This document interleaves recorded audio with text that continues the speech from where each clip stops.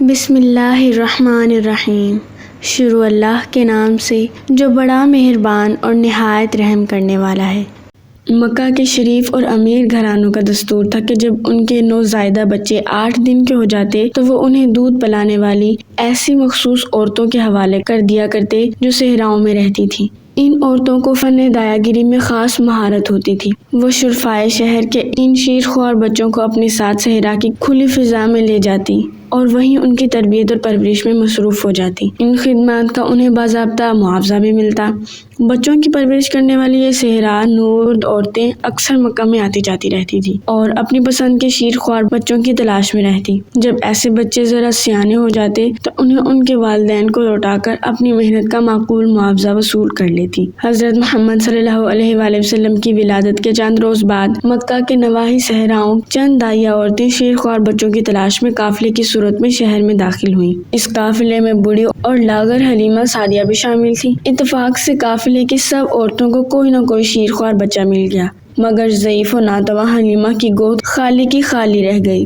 حضور صلی اللہ علیہ وآلہ وسلم کی والدہ نے تقریباً تمام عورتوں سے آپ صلی اللہ علیہ وآلہ وسلم کے لیے بات چیت کی، مگر اس خیال سے کہ ایک یتیم بچے کے گھر سے کیا معاوضہ ملے گا۔ ہر دایا آپ صلی اللہ علیہ وسلم کو گود لینے سے صاف انکار کرتی رہی۔ جب حضرت آمنہ رضی اللہ تعالیٰ عنہا نے بی بی حلیمہ کو اس کام کے لیے آمادہ کرنے کی کوشش کی تو اس کے دل میں یہی خیال آیا کہ وہ ایک یتیم بچے کو لے کر کیا کرے گی۔ اس کی بے سہارا والدہ پرورش کی محنت کا معقول معاوضہ کیسے ادا کر سکے گی؟ چنانچہ باقی دائیوں کی طرح اس نے بھی ننھے محمد کو گود میں لینے سے معذوری ظاہر کر دی۔ اتنے میں دائیہ عورتوں کا قافلہ صحرا کی جانب واپس لوٹنے لگا تو حلیمہ کو کوئی کام نہ ملنے سے فکر ہوئی۔ وہ سخت شش و پنج میں پڑ گئی۔ اس نے اپنے خاوند حارث سے صلاح مشورہ شروع کیا۔ اس کا خیال تھا کہ خالی ہاتھ گھر لوٹنے سے بہتر ہے کہ اس یتیم بچے کو ہی ساتھ لے لیا جائے جسے گود لینے کو کوئی بھی راضی نہ ہوتا تھا۔ حارث کو بھی یہ بات پسند آ گئی۔ وہ بولا، ہاں یہ ٹھیک ہے، کیا عجب کہ ہمارے لیے اس میں بہتری ہو۔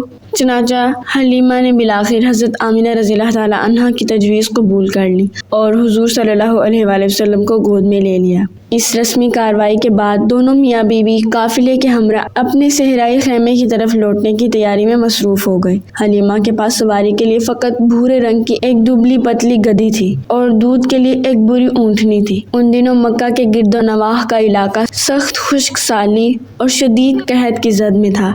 جانوروں کے لیے چارہ وغیرہ مہیا کرنے میں بہت دقتیں پیش آتی تھیں۔ آتی دفعہ حلیمہ بی بی اس دبلی پتلی اور بھوکی پیاسی گدھی پر سوار ہو کر بڑی مشکل سے مکہ پہنچی تھی۔ راستے میں ان کی مریل گدھی قافلے کی باقی گدھیوں سے بار بار پیچھے رہ جاتی۔ اس کی ہمسفر عورتوں کو حلیمہ کی اس سست رفتاری پر بہت الجھن محسوس ہوتی تھی اور وہ غصے میں حلیمہ بی بی کو سارا راستہ کوستی چلی آئی تھی۔ ننھے محمد کی والدہ سے بات طے ہو گئی تو بی بی حلیمہ نے آپ کو سینے سے لگا لیا۔ دیکھتے ہی دیکھتے ان کی خشک چھاتی میں دودھ اتر آیا۔ حضور صلی اللہ علیہ وآلہ وسلم نے خوب جی بھر کے دودھ پیا۔ آپ کے ساتھ حلیمہ بی بی کے اپنے بچے یعنی آپ صلی اللہ علیہ وآلہ وسلم کے دودھ بائی نے بھی خوب سیر ہو کر دودھ پیا اور دونوں بچے اطمینان سے سو گئے۔ حلیمہ بھی حیران تھی اور خوش بھی۔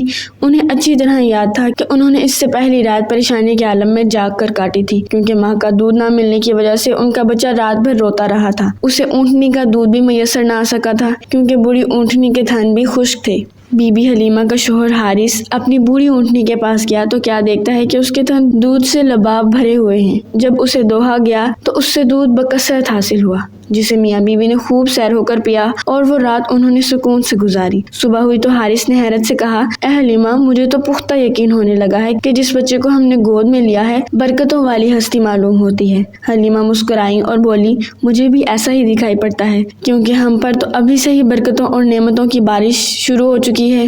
جب وہ اپنے صحرائی گاؤں لوٹنے کے لیے تیار ہو گئے تو حلیمہ نے اپنی مریل گدھی پر سوار ہو کر ننھے محمد کو گود میں بٹھا لیا اور باقی قافلے کے ساتھ شامل ہو گئی۔